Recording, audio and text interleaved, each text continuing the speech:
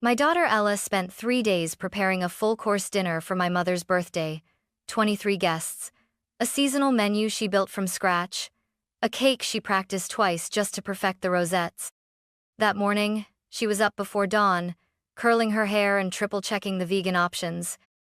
By late afternoon, the house smelled like thyme and roasted garlic, and the dining room looked like something out of a magazine.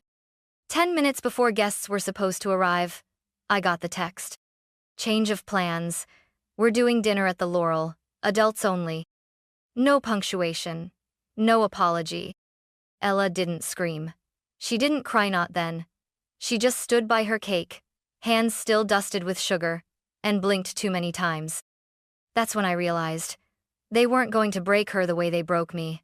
Not if I could help it. Not this time. I stood in the doorway of the dining room, staring at the 23 chairs Ella and I had spent hours arranging. The place cards were hand-lettered in gold ink, set beside cloth napkins she had ironed herself. There were fresh daffodils on the table, her choice, because they look like happy trumpets, she'd said. And now, there was silence. No clinking glasses.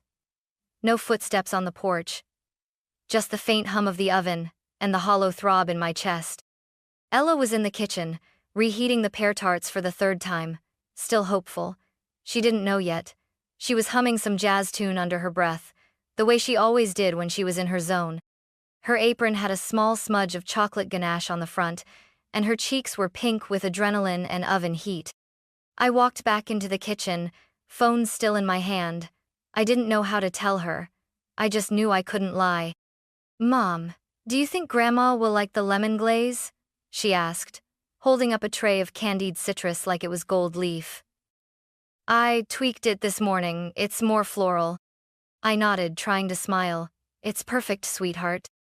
My thumb hovered over the group chat again. My father's message sat at the top, blunt and smug. "We're doing dinner at the Laurel, adults only." It wasn't even phrased like a cancellation, more like an announcement. Like we'd never planned to host the party here in the first place. I scrolled down and saw the timestamp, 5:42 p.m. The guests were due at 6. I stepped into the hallway, hit dial on my dad's number. It rang twice. "Hey," he said, chipper. "You get the message?" "You're not coming?" I asked, holding my breath. No, we changed plans. It was just easier this way. We're already at the restaurant." "You're there now?" "Yep, just sat down. Menu looks great." "Why?" "Because Ella's been cooking for 3 days," I said, my voice low but sharp. "You said we'd host it here. She made food for 23 people. He paused. "Well, tell her not to take it personally. She can freeze the leftovers, right? Got a gal waiters here." The line went dead. I stood there, stunned. When I turned around, Ella was standing in the doorway. She'd heard everything. Her face gave nothing away at first. No tears, no panic. Just a small crease between her eyebrows as she looked from my phone to my face. "Wait," she said slowly. "They're not coming?"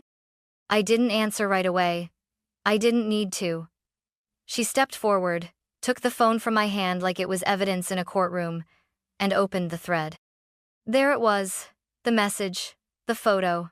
My sister's kids smiling over a long restaurant table, my mother raising a glass of wine, my father laughing mid-bite. Ella stared for a second too long. And then, without a word, she walked back into the kitchen, looked at the cake 3 layers, lavender frosting, piped white chocolate lacy, and said, barely above a whisper, "We should throw it all out." I shook my head. Not this time. She didn't cry.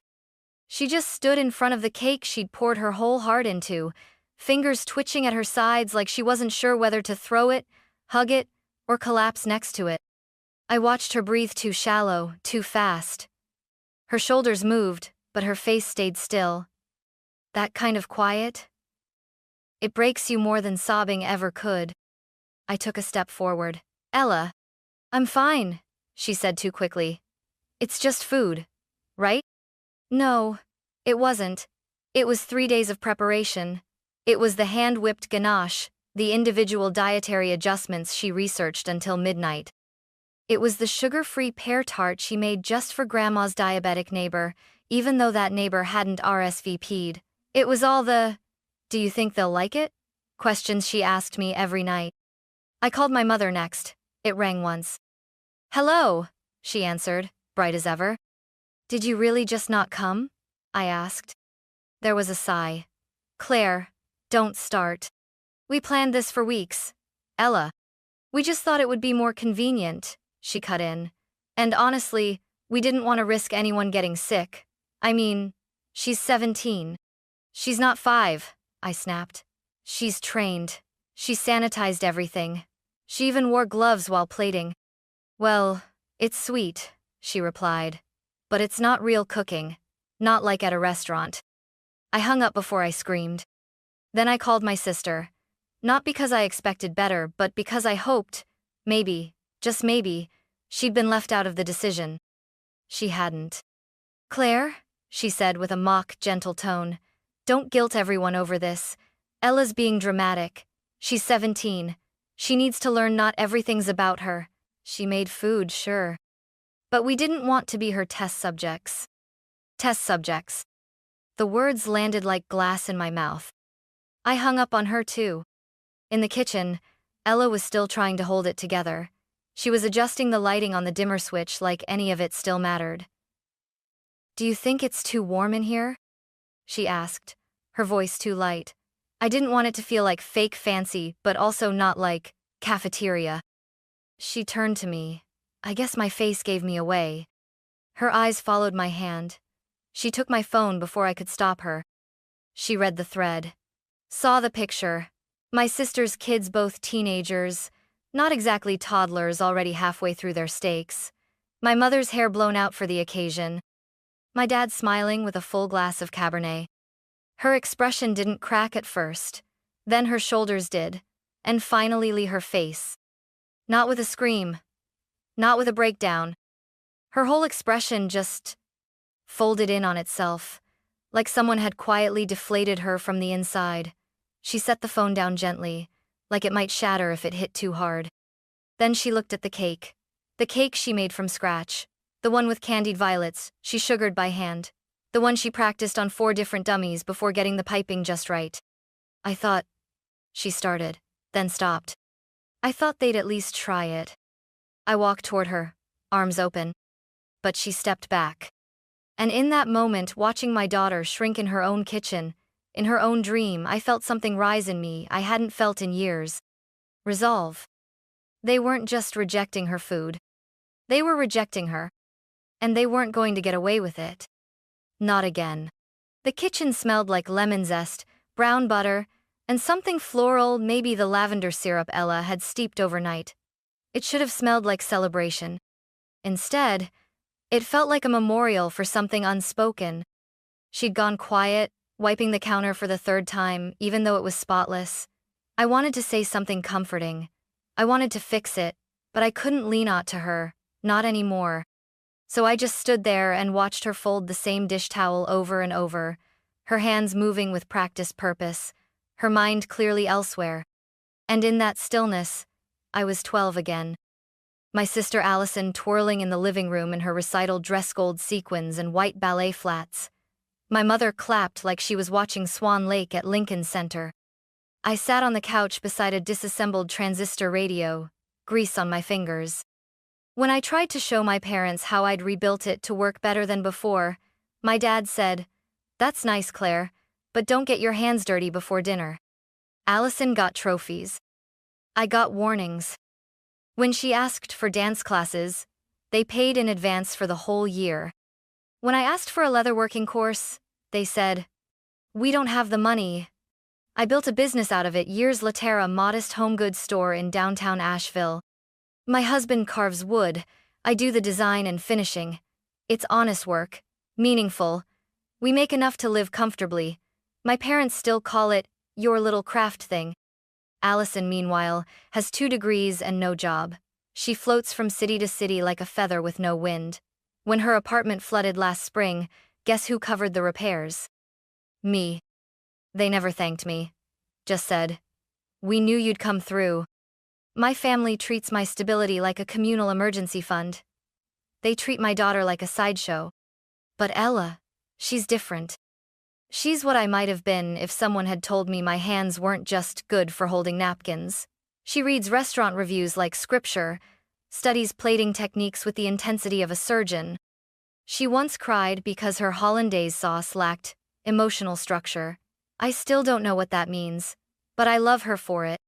She doesn't just want to cook, she needs to. It's how she breathes. Her dream is to get into the culinary program at Charleston Culinary Academy. She reads their website once a week like it's a love letter. And like me, she's surrounded by people who try to shrink that dream until it fits inside a polite conversation. She'll grow out of it. It's a cute hobby. She's too sensitive to work in kitchens. But she doesn't shrink. She learns, she adapts, she burns things and remakes them. She overwhips the cream and starts again. She makes room for improvement without surrendering her joy. So when she said, "I want to cook the whole thing this year, no help," I was nervous but proud. She knew they might not show up. She knew they could be cruel. But she tried anyway. She wanted to show them what she could do. And they didn't even look. Now she stood in a room full of empty chairs, her masterpiece untouched. A silence louder than any insult echoing between each centerpiece. They thought they could erase her. But I'd been erased once before. I wasn't about to let it happen to her. I don't know what flipped the switch inside me. Maybe it was the way Ella whispered, "Let's just throw it all out," like she was trying to erase her own memory before it solidified into pain. Or maybe it was the final blow that arrived 5 minutes later on my phone, of course, like everything cowardly does. A payment notification. 285.3. The Laurel Restaurant. 5:59 p.m. My business card. The one I used to cover emergency family costs, water heaters, plane tickets, dental copays. The card they weren't supposed to have anymore. They had used my money to pay for the dinner that replaced my daughter's. I stared at the screen, still holding the tart crust Ella had made that morning, and I laughed. Not because it was funny, because if I didn't, I would have shattered something. They hadn't just skipped her. They made me fund the rejection. And they thought we'd swallow it. Quietly. Like always. Not this time. I called my husband first. "Can you come home right now?" He didn't ask questions. "Give me 20 minutes. Then, I started calling other people. Friends we hadn't seen in months. Neighbors who still waved when walking their dogs. My old coworker Becca, who once brought her son over for a Halloween cookie night. Sam, my cousin on Dad's side, the too political one who got iced out years ago for calling my parents out at a Thanksgiving. People from our community garden group. A woman I'd only met twice at a bake sale. I didn't explain much. I just told them the truth. My daughter spent 3 days cooking for her grandmother's birthday. They ditched her. There's food for 23 people. If you can come, please do. It wasn't an invitation. It was a summons. And to my shock, they came. By the time Wilmie's husband pulled into the driveway, the first car was already parked. It was Nora, our next-door neighbor, with her daughter, a bottle of red wine, and homemade napkin rings, just in case we needed something pretty. Then came a family of 5 we knew from the co-op. Then Becca, with her son, and a bouquet of tulips she grabbed from a gas station. And then, the journalist. I hadn't invited her. Someone else had. Her name was Devon. She had a small camera bag slung over one shoulder and wore boots covered in clay dust. "I heard what happened," she said at the door. "Mind if I take a few photos? I write for the Asheville Chronicle's weekend food feature." I froze. But Ella peeked from the kitchen. Her eyes were wide. "Go ahead," I said. "You should taste the food." Devon didn't just taste, she took notes, asked about ingredients, photographed every plate. She leaned in and whispered to me as she sampled Ella's rosemary tart. "You know she's better than half the chefs I've reviewed this year, right?" I swallowed hard. "Tell her that." By the time the third wave of guests arrived, We had to push the coffee table into the hallway and drag in the patio furniture. Ella hovered near the kitchen doorway like a ghost, cheeks flushed. "Mom, what are you doing?" "I'm salvaging your dignity. Help me find more chairs." She stared at me like I'd lost my mind. But she didn't say no. We pushed 2 folding tables together. I unfolded her printed menus. And just before she disappeared into the kitchen to rewarm the main course, I looked her straight in the eye and said, "You cooked. They walked. But tonight we rise." She blinked. Once. Then she nodded. And the room began to fill. The dining room looked like something between a holiday dinner and a community revival. Folding chairs lined every corner. A couple sat on the piano bench. Someone offered up a plastic stool from their gardening shed. The tables didn't match, but Ella's food tied everything together like thread through a quilt. She was pacing in the kitchen, whispering to herself about sauce temperatures and plating sequences. "Do you think the lavender glaze will hold under the heat lamp?" she asked me, half panicked. "We don't have a heat lamp," I said gently. "Exactly," she replied, nearly breathless. Will brought her a glass of water and put a hand on her shoulder. "You've got this," he said quietly. "They're here for you." And they were. All 23 seats were full. The room buzzed with anticipation, and the air smelled like rosemary, lemon, and something caramelizing. Ella peeked from the kitchen like a cautious raccoon. Do I serve now?" I looked at her. "No, you serve your menu." She nodded, swallowed hard, and stepped out with the first course mini butternut squash tarts with a drizzle of sage cream. A hush fell. She made her way around the table, placing each plate with trembling but steady hands. When the guests finally picked up their forks, the murmurs began. "Oh wow, is that nutmeg? This crust is unreal. Wait, did a teenager make this?" Devon, the journalist, was snapping photos silently, her eyes wide. By the time the main course was served, stuffed mushroom caps with lemon couscous and herbed chicken roulade, the room was alive. People clapped between bites. One man closed his eyes after tasting the glaze. Then came the moment I wasn't ready for. A man I barely knew, someone's cousin, I think, stood up, glass raised. "I don't usually do toasts," he said, "but I need to say something." Everyone quieted. "To Ella," he said. "To the young woman who didn't just cook, she created. Who made a feast not for recognition, but for love.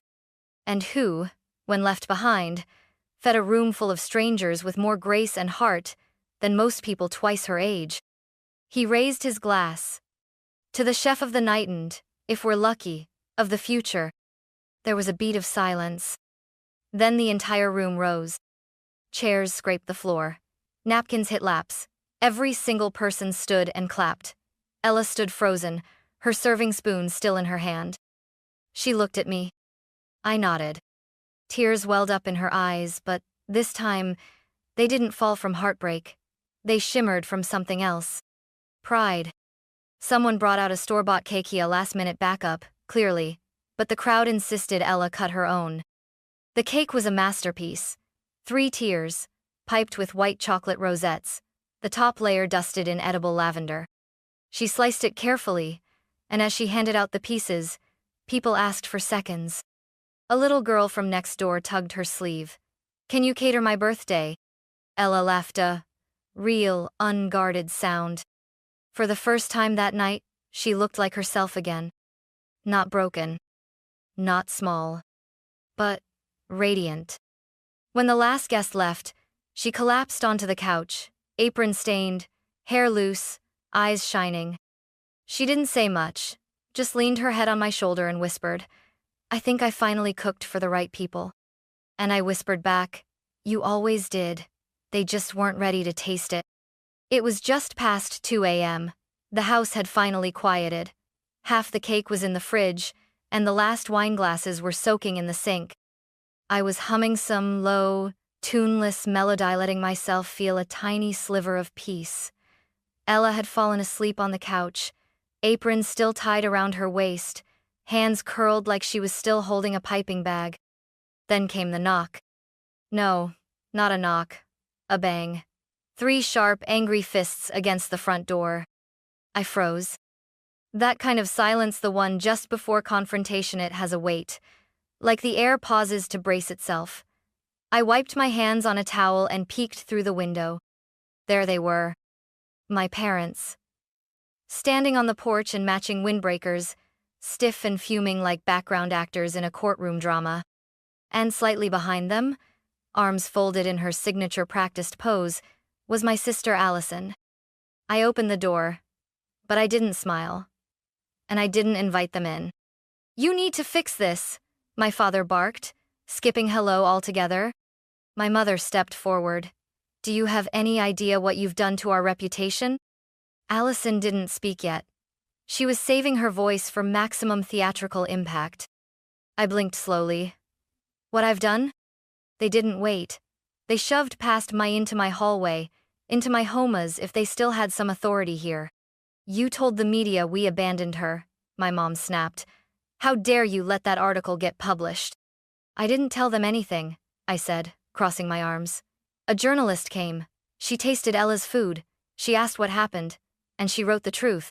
My dad jabbed a finger toward me. "You think this is funny? Everyone at church read it. Our neighbors saw it. My golf group won't even respond to my messages." I raised one eyebrow.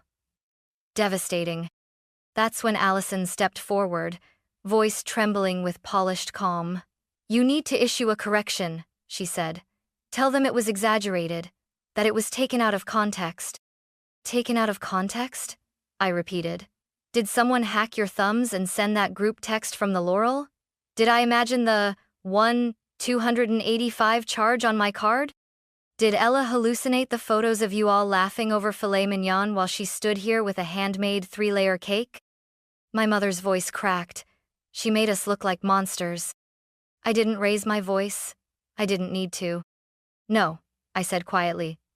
"You did that yourselves. She just cooked." The shouting rose. They weren't talking to me anymore, they were talking at me, through me. "She humiliated the family. She's ungrateful. She weaponized the internet." And then, like venom, came the line that truly snapped something in me. My mother turned toward the hallway where Ella had quietly appeared, bleary-eyed and silent. "You should be ashamed of yourself," she said to my daughter. One moment, I was in the doorway. The next, I was standing between them, my shoulders squared, voice like stone. "Back, away, from my child." That's when Will walked in. He'd been out on a supply run, grabbing folding chairs we'd borrowed earlier. He didn't even ask what was going on. He just saw their faces, saw Ella's eyes. And he stepped in like a wall. "You need to leave," he said calmly. My dad scoffed. "This is a family matter." "No," Will replied. "This is our home. You came here to scream at a 17-year-old girl who made you dinner. You don't get to hurt her twice. Not today, not ever." He didn't shout. He didn't flinch. And that made it even louder. They stood for a moment fuming, unraveling. Then Allison muttered something about legal action and stormed out. My parents followed. Slam. Silence. Behind me, Ella was still standing, frozen, but I could feel her breathing. Slower now, deeper. Then she whispered, "Mom, look." I turned. Across the street, Jeff, the neighbor who ran the local Facebook group, stood on his front lawn, phone in hand, still recording. By sunrise, the video had already gone viral in the local Facebook group. Title: "The grandparents from that viral Teen Chef story just showed up at her house and screamed at her." It had over 3.0 shares in 4 hours. The comments came faster than I could read them. "Who yells at a teenager over a cake? That poor girl deserved better. This is why people go no contact with family. I'd be proud if my daughter could cook like that." I scrolled through them with one hand while stirring Ella's cocoa with the other. She was still curled up on the couch, half asleep, emotionally worn raw. Her apron was gone, but her hair still smelled faintly like vanilla and thyme. Before I blocked them, I saw the last few texts from my parents. "You've ruined us. We'll take legal action if you don't correct this. This is elder abuse. Elder abuse." Because I let the world see the truth? I didn't reply. I blocked all three: Mom, Dad, and Allison, along with the group chat they used to control. Then I did one more thing. I deleted the credit card they'd used from my business account. That particular betrayal would never happen again. Instead of ranting online, I posted a single line: "We stand by every word, and we're done protecting people who hurt our daughter." I expected backlash. What I got was support. Friends from college I hadn't heard from in years sent messages of encouragement. A chef from a small bistro in town emailed Ella and invited her to do a stage in their kitchen over the summer. A representative from Charleston Culinary Academy, very program Ella used to whisper about, left a comment under the article: "We've heard of Ella. We'll be watching her journey." Ella didn't say much at first.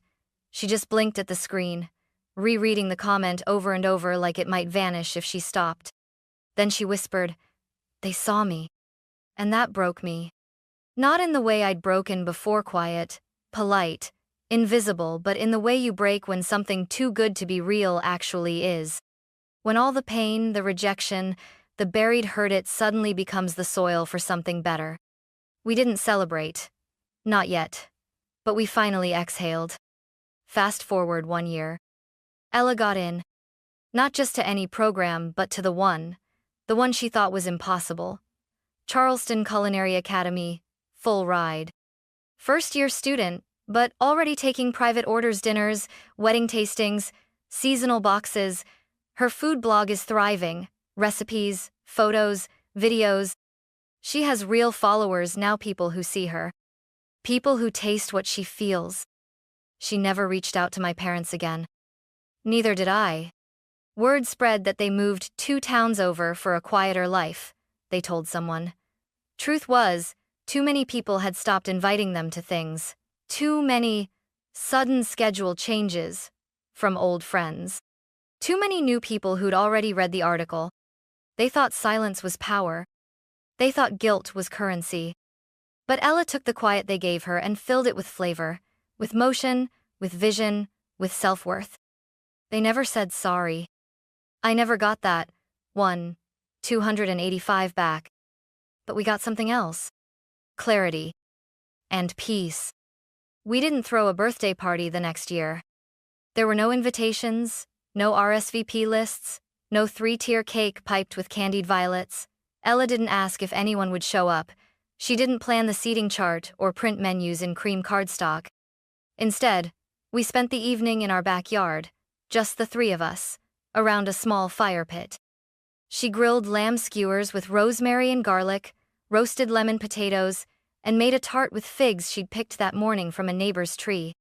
There was no spotlight, no applause, just quiet chewing, soft laughter, and a kind of ease I hadn't felt in years.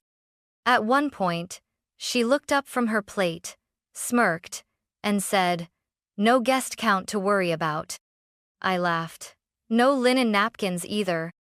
Will raised his glass. "No drama." We clinked our cups of sparkling cider, and Ella said it softly, almost to herself. "This might be the best birthday dinner I've ever cooked." And she meant it. It wasn't grand, but it was hers, undistorted, unfiltered, unclaimed by anyone who hadn't earned a seat at her table. I didn't need to ask if she thought about them parents, my sister. I knew she did. I did too. But there was no grief left. No bitterness. Just the hollow space where obligation used to be. They had taken their silence and filled it with judgment. She had taken their rejection and built a future out of it. Sometimes, I still get messages from people who read the article or saw the video. Some say, "You were so brave to stand up for her." Others say, "I wish someone had done that for me." But here's the truth. I don't always write back. I wasn't brave. I was done. Done funding people who thought love meant leverage. Done shrinking myself to make them more comfortable. Done teaching my daughter that silence is the price of peace. Because it's not. Peace doesn't come from swallowing pain. It comes from choosing who sits at your table. And I chose her. Ella, my daughter, my second chance, my karmic echo, my joy. She didn't just survive the moment they erased her. She rewrote herself in frosting, fire, and flour. And I got to watch her do it. 1 year later, she still hasn't unblocked them. Neither have I. They never called again, never asked for reconciliation. They wanted to move on, but not to make amends, just to rewrite their part of the story. But it's not their story anymore. It's hers. And now, every time she stands behind a counter or sends out a dish with her name printed on the card, she claims it again. Quietly, completely.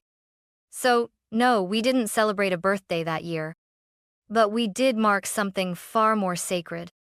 The moment my daughter cooked for people who saw her. The day she stopped asking to be included and built her own table instead. And if you're wondering, would I do it all again? Yes. Every dish, every chair, every single scar. Because I didn't just stand up for her. I stood beside her. And I'll keep doing it. As long as I live.